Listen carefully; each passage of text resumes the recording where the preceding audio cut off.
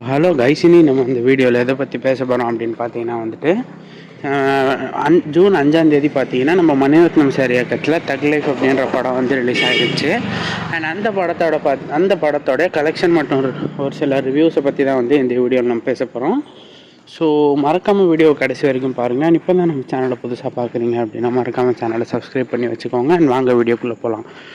So இப்போ பார்த்தீங்கன்னா வந்துட்டு நம்ம தக் லைஃப் படம் பார்த்தீங்கன்னா ஸ்டார்டிங்கில் வந்து ஓரளவுக்கு நல்லா காட்டியிருந்தாலுமே இது வந்து யூஸ்வலான ஒரு கமல் படம் மாதிரி இல்லை அப்படின்றது ஃபேன்ஸ் மத்தியில் ஒரு பயங்கரமான ஒரு எதிர்பார்ப்பு கிரியேட் பண்ணியிருக்கு அப்படின்னு தான் சொல்லணும்.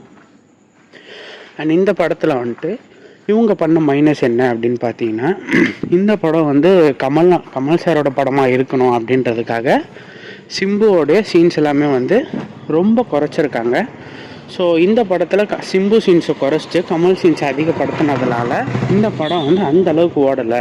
அண்ட் நம்ம சிம்பு சாருமே பார்த்தீங்கன்னா வந்துட்டு அவருக்கு கிடைச்ச எல்லா இடத்துலையுமே வந்து வேறு லெவலான ஆக்டிங் வந்து கொடுத்துருக்காரு. அண்ட் பக்காவாக நடிச்சிருக்காரு அப்படின்னு தான் சொல்லணும். ஸோ சிம்பு ஃபேன்ஸ் எல்லாருக்குமே வந்து இந்த படம் வந்து ஒரு வெறித்தனமான ஒரு ட்ரீட்டாக இருக்கும் அப்படின்னு தான் சொல்லணும். ஏன்னா சிம்பு சார் வந்து இந்த படத்தில் சரியான ஸ்வேகாக காமிச்சிருப்பாங்க சிம்புவை. ஸோ இந்த படம் வந்து பயங்கரமாக நடிச்சிருக்காங்க. அண்ட் நடுவில் பார்த்தீங்கன்னா வந்துட்டு மணிரத்னம் சார் வந்து இந்த ஜென்ரேஷனுக்காக எடுக்கணும், அவரோட ஸ்டோரியை வந்து கான்சென்ட்ரேட் பண்ணாமல் இந்த ஜென்ரேஷனுக்காக எடுக்கணும் அப்படின்றதுனால ஒரு சில மிஸ்டேக்ஸ்லாம் வந்து ஆகிருக்கு படத்தில். ஸோ மேபி இதெல்லாம் கட் பண்ணியிருந்தால் வந்து இந்த படம் நல்லா இருந்திருக்கும் அப்படின்னு தான் சொல்லணும். அண்ட் அது மட்டும் இல்லாமல் இந்த படமே வந்து ஒரு பிஸ்னஸ் நோக்கி தான் வந்து ட்ராவல் ஆகுது. ஸோ அந்த பிஸ்னஸ் என்ன அப்படின்றத ஒரு கிளியர் கட்டாக காமிச்சிருந்தா கூட இந்த படம் வந்து ஒரு நல்ல ஒரு டீசெண்டான கதையாக இருந்திருக்கும் அப்படின்னு சொல்லலாம். பட்டு இந்த படம் வந்து அந்த அளவுக்கு வந்து தெளிவாக எடுத்துகிட்டு போகல. இப்போது இது வந்து ஃபேன்ஸ் ரீதியாக பார்த்தீங்கன்னா வந்துட்டு இந்த படம் வந்து நல்லா இருக்குது அப்படின்றாங்க.